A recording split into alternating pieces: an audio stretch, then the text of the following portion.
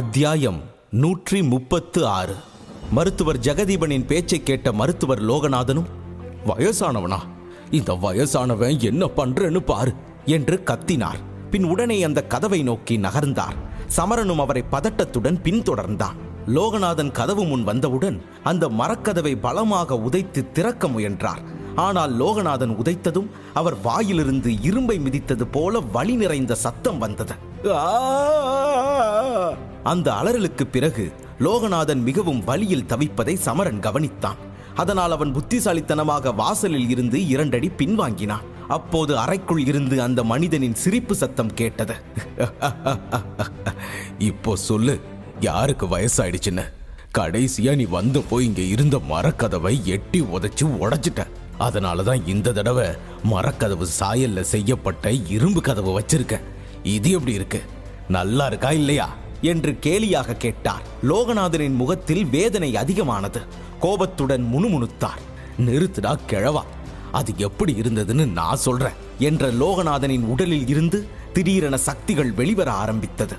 மெல்ல மெல்ல வெளியேறிய சக்திகள் லோகநாதனை முழுவதுமாக சூழ்ந்தன. இப்போது லோகநாதனை பார்க்கவே நெருப்பாலான மனிதனைப் போல தோற்றமளித்தார். அதை கண்ட சமரன், ஓ கடவுளே, என்ன சக்தி இது? இந்த சக்தியை பார்த்தா இவர் குறைந்தபட்சம் துரோணர் பதவியில் இருக்கணும் என திகைப்புடன் முணுமுணுத்தான். அந்த மஞ்சள் ஆற்றல் லோகநாதனின் உடலில் இருந்து எப்படி ஆழமாக வெளிவரத் தொடங்கியது என்பதை சமரன் பார்த்தான். இதை கண்ட சமரன் அதிக திகைப்புடன் இன்னும் 2 அடிகள் பின்வாங்கினான். ஏனென்றால் லோகநாதன் இப்போது தனது சக்தியை பயன்படுத்தப் போகிறார் என அவனுக்கு புரிந்து போனது. இப்போது லோகநாதனை சுற்றி சக்திகள் மட்டுமே தெரிய மீண்டும் ஒருமுறை பலத்த உதையுடன் அந்த வீட்டுக் கதவை உதைத்தார். என்று அவர் உதைத்தவுடன் பலத்த சத்தம் கேட்டது. அந்த சத்தத்துடன் அந்த இரும்பு கதவும் நேராக அறைக்குள் பறந்து சென்றது. இதை பார்த்த சமரன் மீண்டும் உள்ளே இருந்து அந்த மனிதனின் குரலை கேட்டான். ஹே, இந்த கதவும் போச்சு. வயசானாலும் அறிவு மட்டும் வளரவே இல்லை. அதனாலதான் நீ இப்படியெல்லாம் செய்யற லோகநாதா என்றது அந்த குரல். ஆனால் ஜெகதீபனின் கத்தலை புறக்கணித்த லோகநாதன் நேராக உள்ளே சென்றார். அவரின் ஒரு காலில் இன்னும் லேசான வலி இருந்தது. அது அவரது நடையை சற்று கோணலாக்கியது. அறையின் உள்ளே சென்ற லோகநாதன் உள்ளே ஒரு முதியவர் அமர்ந்திருப்பதைக் கண்டு அவரை பார்த்ததும், வாரே வா ஜெகதீபா, உன்னோட எல்லா சிறப்பு பொருட்களையும் பட்டியல் போட்டு ஊர் முழுக்க சத்தம் போட்டு சொல்வேன்னு நீ நினைச்சியா? அப்படி இல்லைன்னா எதுக்கு இந்த இரும்பு கதவை இங்க போட்ட என்று கேலியும் கோபமுமாக கேட்டார். லோகநாதனின் முகத்தை பார்த்ததும் அறைக்குள் அமர்ந்திருந்த முதியவர் கையை உயர்த்தி சிரித்துக் கொண்டே, அடடே வாங்க லோகநாதா, நான் உங்களோட கொஞ்சமா கேலி செஞ்சு விளையாண்டேன். அதை நீங்க தீவிரமா எடுத்துக்க வேண்டாம். ஒருவேளை நான் உங்களை அதிகம் காயப்படுத்தி இருந்தா என்னை மன்னிச்சிடுங்க என்றார். ஜெகதீபனின் மன்னிப்பை கேட்ட மருத்துவர் லோகநாதன் தலையை அசைத்து சமரனை உள்ளே அழைத்தார். சமரா, உள்ளவா என்றார். ஆனால் இதை கேட்ட ஜெகதீபனின் கண்கள் பீதியில் விரிந்தன. அவர் குரலில் பயத்துடன், எது, யாரு, வேறு யாரையாவது அழைச்சிட்டு வந்திருக்கியா? நீ என்ன செய்ய போற லோகநாதா? என் பொருட்களை ஏதாவது திருட விரும்புறியா என்று கேட்டான். ஜெகதீபன் இப்படி புலம்புவதை பார்த்த லோகநாதன் அவரிடம் எதுவும் பேசாமல் சமரனை உள்ளே வரும்படி சைகை செய்தார். சமரன் மெதுவாக அந்த அறைக்குள் நுழைந்தான். அவன் உள்ளே நுழைந்தவுடன் அவன் அந்த அறையை சுற்றி கண்களை சுழற்ற ஆரம்பித்தான். அப்போது திடீரென அவனது கண்கள் அறையின் ஒரு முனையில் வைக்கப்பட்டிருந்த தங்க தட்டின் மீது விழுந்தது. அதில் சில பொருட்கள் வைக்கப்பட்டிருந்தன. அதை பார்த்த சமரனின் வாய் பிளந்தது. 7 இலைகள் கொண்ட பூதான அது? அது இரத்தம் தேய்ந்த புல். அச்சோ, அது நீல நிற இதயக்கல் என்று ஒவ்வொன்றாக தனக்குள் சொல்லி பார்த்தான். இவை அனைத்தும் மிகவும் தனித்துவமானவை என்று சமரனுக்கு நன்கு தெரியும். அதையெல்லாம் பார்த்த சமரனால் அந்த தட்டில் இருந்து கண்களை எடுக்க முடியவில்லை. அதை கண்ட ஜெகதீபன் கோபமானார். ஏய் தம்பி, என்ன பார்க்கற? என்ன என் பொக்கிஷத்தை அவன் பார்க்கறான்? எதுக்கு பார்க்கறான்? யாரு இவனை எதுக்கு கூட்டிட்டு வந்த என்று கத்தினார். இதை கேட்ட சமரன் அந்த வினோதமான விஷயங்களில் இருந்து கண்களை திருப்பி அறையில் இருந்த 2 பேரில் விசித்திரமாக தெரிந்த அந்த முதியவரை நோக்கி திருப்பினான். அவரை பார்த்து சமரன் ஒரு அழகான புன்னகையை உதிர்த்தான். மிகவும் ஒல்லியாக தெரிந்த இந்த விசித்திரமான வித்தியாசமான முதியவர்தான் உண்மையில் விராட ராஜ்யத்தில் மாத்திரைகளின் ராஜா என்று அழைக்கப்படும் மருத்துவர் சாண்டில்யனின் மூத்த சகோதரர் என்று யாரால் எப்படி கணிக்க முடியும்? இதை யாராலும் யூகிக்கவே முடியாது என்று மனதில் நினைத்தான் சமரன். பிறகு ஜெகதீபனிடம் பணிவுடன் பேசியவன், மன்னிச்சிடுங்க பெரிய மருத்துவர் ஜெகதீபன் அவர்களே. ஆனா நான் என் வாழ்க்கையில இவ்வளவு விசித்திரமான விஷயங்களை ஒன்னா இதுவரை பார்த்ததே இல்லை. உங்களோட இந்த சேகரிப்பை பார்த்தாலே தெரியுது, இந்த விராட சாம்ராஜ்யம் முழுக்க உங்ககிட்ட இருக்கிற மாதிரி ஒரு சேகரிப்பு யார்கிட்டையும் இருக்காதுன்னு நினைக்கிறேன். அது மட்டும் இல்ல, வேற யாரும் உங்களுக்கு இணையா இருக்கவும் முடியாது என்றான் சமரன். ஜெகதீபனின் முகத்தில் இருந்த கோபம் மெல்ல குறைய ஆரம்பித்தது. அவர் சிரித்துக்கொண்டே சமரனிடம், அப்படியா, வா வா, உனக்கு நல்லா பேச தெரியுதே. ஆனா நீ சொன்னதெல்லாம் ரொம்பவே சரி தம்பி. என்கிட்ட இருக்கிற மாதிரி சேமிப்பு இந்த தேசத்திலேயே யாருக்கிட்டையும் இருக்காது என்றார். பின் லோகநாதனை பார்த்த ஜெகதீபன் அருகில் இருந்த நாற்காலியில் அமர்ந்து அவரையும் அமரச் சொன்னார். சரி லோகநாதா, என்ன விஷயமா இங்க வந்திருக்கீங்க?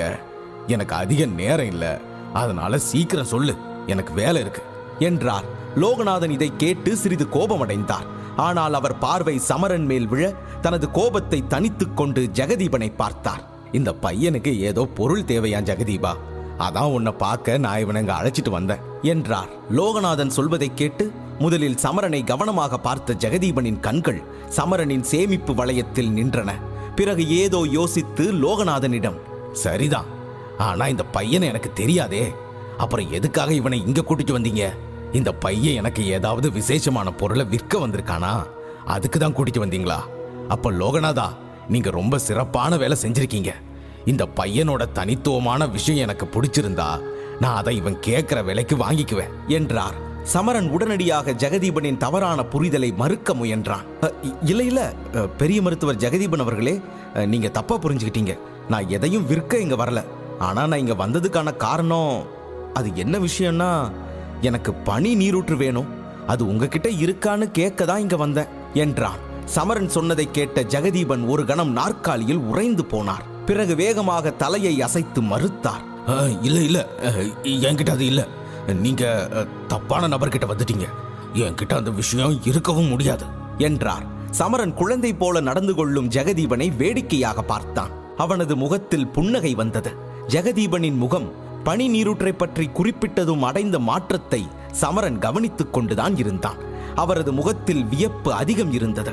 சமரன் போன்ற ஒரு சிறுவன் பனி நீரூற்றை பற்றி எப்படி அறிந்தான் என்பது அவருக்கு புரியவில்லை. அறையே சற்று நேரம் அமைதியாக இருந்தது. இறுதியில் லோகநாதனே அந்த அறையின் அமைதியை கலைத்து, பொய் சொல்லாத ஜெகதீபா, நீ அதை பத்தி கடைசியா வந்தபோது என்கிட்ட சொன்ன. அது எனக்கு நல்லா ஞாபகத்துல இருக்கு.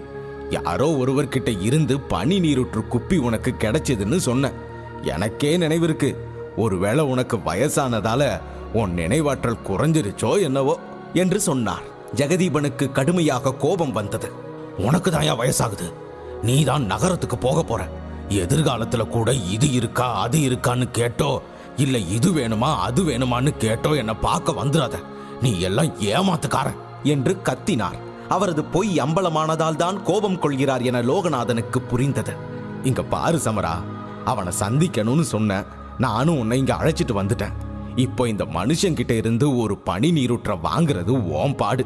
இனி நான் இதுல எதுவும் பேச போறதில்ல. நீ இங்க பேசி முடிச்சிட்டு வெளியில வந்து என்ன பாரு என்ற லோகநாதன் ஜெகதீபனை பார்க்காமல் நேராக அறையை விட்டு வெளியே செல்ல முடிவு செய்தார். கிளம்பும் போது மற்றொரு மரக்கதவை உடைந்த கதவு இருக்கும் இடத்தில் கொண்டு வந்து பொருத்தி அங்குள்ள சுவரை தொட்டு மூடிவிட்டுதான் வெளியே சென்றார் லோகநாதன். அவர் அறையை விட்டு வெளியேறியதை கண்ட சமரன் நேராக ஜெகதீபனின் நாற்காலிக்கு அருகில் சென்றான். அங்கு இருந்த மற்றொரு நாற்காலி நிறைய தூசியால் மூடப்பட்டிருப்பதை கண்டான். அதை முதலில் சுத்தம் செய்தவன் பின் ஜெகதீபனுக்கு முன்னால் அமர்ந்தான். ஜெகதீபனின் கண்கள் முதலில் மூடிய கதவை பார்த்தது. அதன் பின் அவரது கண்கள் திரும்பி சமரனை நோக்கி செல்ல அவர் தனது மெல்லிய குரலில் பேச ஆரம்பித்தார். தம்பி, நான் சொல்றத கேட்டு அதை மறந்துடு. ஏன்னா நான் உனக்கு பனி நீரூற்ற எப்படினாலும் கொடுக்க மாட்டேன் என்றார். சமரன் ஜெகதீபனின் கூற்றை கேட்டு சிரித்துக் கொண்டே அவரை பார்த்தான். பெரிய மருத்துவர் ஜெகதீபன் அவர்களே, உண்மையை சொல்லணும்னா இந்த உலகத்துல செய்ய முடியாத ஒப்பந்தம் எதுவும் இருக்கிறதா எனக்கு தோணல. ஒரு ஒப்பந்தம் செய்ய முடியலன்னா விற்பனையாளருக்கு தேவையானது வாங்குறவர்கிட்ட இல்லைன்னு அர்த்தம் என்றான் சமரன். இதை கேட்டதும் ஜெகதீபனின் முகத்திலும் ஒரு புன்னகை மலர்ந்தது. ரொம்ப சரியா சொன்ன தம்பி, இதுதான் உனக்கே நல்லா தெரியுதே. அப்புறமும் நீ ஏன் இங்க இருக்க? யாரோட உயிரையாவது காப்பாத்த உனக்கு பனி நீரூற்று தேவைன்னு பொய் சொல்லி என் மனசை மாத்து நினைக்க வேண்டாம். ஏன்னா ஏதாவது ஒப்பந்தம்னு வரும்போது உணர்ச்சிகளுக்கெல்லாம் நான் முக்கியத்துவம் கொடுக்கறதில்ல. அதுதான் நான் ஒப்பந்தம் செய்யற முறை என்றார் ஜெகதீபன். சமரனுக்கு தேவையான எதுவும் இங்கு கிடைக்கப் போவதில்லை என்பது அவருக்கு நன்றாக தெரியும். அதனால் அவரின் புன்னகையில் ஒருவித குறும்பு இருந்தது. இதை பார்த்த சமரன் ஜெகதீபனுக்கு என்ன தேவை என்று யோசிக்க ஆரம்பித்தான். சமரன் சிந்தனையில் அங்கும் இங்கும் பார்க்கத் தொடங்கினான். அவனது பார்வையை கண்ட ஜெகதீபன், தம்பி, உன்கிட்ட உண்மையிலேயே ஏதாவது விசேஷமான பொருள் இருக்கா? ஆனா நான் உன்கிட்ட முன்னாடியே சொல்லிடுறேன், எனக்கு எந்த நுட்பத்திலையும் ஆர்வம் இல்லை. அது 3ஆம் வகுப்பு நுட்பமா இருந்தாலும் சரி, உன்கிட்ட அது இருக்காதுன்னு தான் நான் நினைக்கிறேன். ஆனா நீ தந்தாலும் எனக்கு அது வேண்டாம். அது அவ்வளவு சிறப்பு வாய்ந்தது இல்லைன்னு இதுக்கு அர்த்தம் இல்லை. ஆனா எனக்கு சிறப்பான மூலிகைகள் தான் பிடிக்கும் என்ற ஜெகதீபன் சமரனிடம் தனக்கு என்ன தேவை என்று நேரடியாகவே சுட்டிக்காட்டினார். பிறகு தட்டில் வைக்கப்பட்டிருந்த தனித்துவமான பொருட்களை நோக்கி கையை நீட்டி சமரனிடம், உன்கிட்ட இப்படி ஏதாவது ஒரு விசேஷமான பொருள் இருந்தா நாம பேசுவோம், இல்லைன்னா நீயும் மருத்துவர் லோகநாதன் மாதிரி கிளம்பிடலாம் என்றார். இதை கேட்ட சமரன் முதலில் தலையை ஆட்டினான். பின் சிறிது நேரம் யோசித்தபடி எதிரே இருந்த மேஜையை விரல்களால் தட்ட ஆரம்பித்தான். அதனால் அந்த அறையில் இன்னும் சிறிது நேரம் அமைதி நிலவியது. அதன் பிறகு சமரன் தனது சேமிப்பு வளையத்தை வேகமாக தேய்க்க ஆரம்பித்தான். பின்னர் அதிலிருந்து ஒரு பச்சை நிற குப்பியை எடுத்தான். சமரனின் கையில் இருந்த அந்த பச்சை நிற குப்பியை பார்த்ததும் எதிரில் அமர்ந்திருந்த ஜெகதீபனின் கண்கள் ஆச்சரியத்தில் விரிந்தன. இதுல அப்படி என்ன விசேஷ பொருள் இருக்கும்? எதுக்கு ஈடா என்கிட்ட இருக்கிற பனி நீரூற்ற வாங்க இந்த பையன் விரும்புறான் என்று யோசிக்க ஆரம்பித்தார். இதற்கிடையில் சமரன் அந்த குப்பியின் மீது அதிக விருப்பம் கொண்டவன் போல அந்த குப்பியையும் தேய்க்க ஆரம்பித்தான். அதனால் உண்டான கீச் சத்தம் ஜெகதீபனுக்கு நன்றாகவே கேட்டது. பின் பச்சை நிற குப்பியின் மூடியை மெதுவாக திறந்து குப்பியை ஜெகதீபனுக்கு முன்னால் இருந்த மேசையில் வைத்தான். சமரன் இதை செய்தவுடன் அந்த குப்பியில் இருந்து ஒரு வித்தியாசமான நறுமணம் வர ஆரம்பித்தது. மேலும் அந்த அறையின் வெப்பமும் திடீரென அதிகரிக்கத் தொடங்கியது. இதை பார்த்த ஜெகதீபனின் கண்கள் விரிந்தன. தன்னை சுற்றியுள்ள காற்று சூடாவதை உணர்ந்தார். குப்பியிலிருந்து ஊதா நிற புகை வெளியேறுவதை கண்டார். ஜெகதீபனின் சுருக்கமான கண்கள் அவருக்கு முன்னால் இருந்த மேசையில் இருந்த பச்சை குப்பியின் மீதுதான் முழுமையான கவனம் செலுத்தியது. சிறிது நேரம் குப்பியை உற்று பார்த்து கொண்டிருந்த மருத்துவர் ஜெகதீபன் உலர்ந்த உதடுகளை நாக்கால் ஈரமாக்கினார். உடனே கையை நீட்டி பச்சை குப்பியை கையில் எடுத்தார். பிறகு குப்பியில் இருந்து வெளிப்படும் நறுமணத்தை முதலில் தன் மூக்கின் அருகே கொண்டு வந்தார். நொடி பொழுதில் தன் உடல் முழுவதும் தீப்பற்றி எரிவதை உணர்ந்தார் ஜெகதீபன். அடுத்ததாக அந்த பொருளின் சிறு வாசனையை உள்ளிழுக்கும் போதே தனது ஆமை போன்ற உடல் திடீரென சிங்கம் போல சுறுசுறுப்பாக மாறியதை அவர் உணர்ந்து கொண்டார். இந்த உணர்வால் திகைத்த ஜெகதீபன் சமரனிடம், இது ரொம்ப அற்புதமா இருக்கு, இது என்ன இது என்று மகிழ்ச்சியுடன் கேட்டவரின் கண்கள் ஆச்சரியத்துடன் அந்த குப்பியில் பதிந்திருந்தது. திடீரென்று அவர் ஒரு சிறிய கண்ணாடி தகடு மற்றும் ஒரு குழிவான ஊசியை பக்கத்தில் இருந்த மேஜையிலிருந்து வெளியே எடுத்தார். பின் அந்த பச்சை குப்பியின் உள்ளே நேரடியாக ஊசியை சொருகி குப்பியை லேசாக அழுத்தினார். அது சிறிய ஊதா நிற மந்திர திரவத்தை தனக்குள் இழுத்து கொண்டது. அந்த திரவத்தை உன்னிப்பாக கவனித்து அந்த சிறிய கண்ணாடி தட்டில் அதை ஜெகதீபன் ஊற்றியதும் அந்த திரவத்தில் இருந்து திடீரென ஊதா நிற நெருப்பு வெளிவருவதை சமரன் மற்றும் ஜெகதீபன் இருவருமே பார்த்தனர். இதை பார்த்த ஜெகதீபன் ஆழ்ந்த சிந்தனையில் மூழ்கினார். உடனே திரும்பி பார்த்தார். அவர் பின்னால் இருந்து ஒரு தடிமனான புத்தகத்தை எடுத்து அவசரமாக அதை திறந்து அதில் எதையோ தேடத் தொடங்கினார். அவர் செய்கைகளையும் புத்தகத்தில் எதையோ தேடிக்கொண்டிருப்பதையும் சமரன் பார்த்து குழம்பினான். இவர் என்ன செய்யறாரு? இது என்னன்னு இவரால் கண்டுபிடிக்க முடியுமா? இந்த புத்தகத்துல மந்திர திரவம் பத்தி ஏதாவது இருக்கா என்ன என யோசித்த சமரன் அவரின் நடவடிக்கைகளை உன்னிப்பாக கவனித்தான். மேலும் மேசை மேல் இருந்த குப்பியை பார்த்த சமரனின் முகம் அவனின் வருத்தத்தை காட்டியது. உண்மை என்னவென்றால் சமரன் அந்த குப்பியை ஜெகதீபனுக்கு கொடுக்க விரும்பவில்லை. இப்போது மட்டும் அவனுக்கு பனி நீரூற்றின் தேவை இருக்கவில்லை என்றால் சமரன் நீண்ட நேரத்திற்கு முன்பே இந்த வீட்டில் இருந்து வெளியேறியிருப்பான். ஏனெனில் இந்த மந்திர திரவம் அவனது நெருப்பு சக்திக்கு எவ்வளவு பயனுள்ளதாக இருக்கும் என்று சமரனுக்கு நன்றாகவே தெரியும். இது அவனது சக்தியை அதிகரிக்க நிறைய நேரத்தை மிச்சப்படுத்தி இருக்கும்.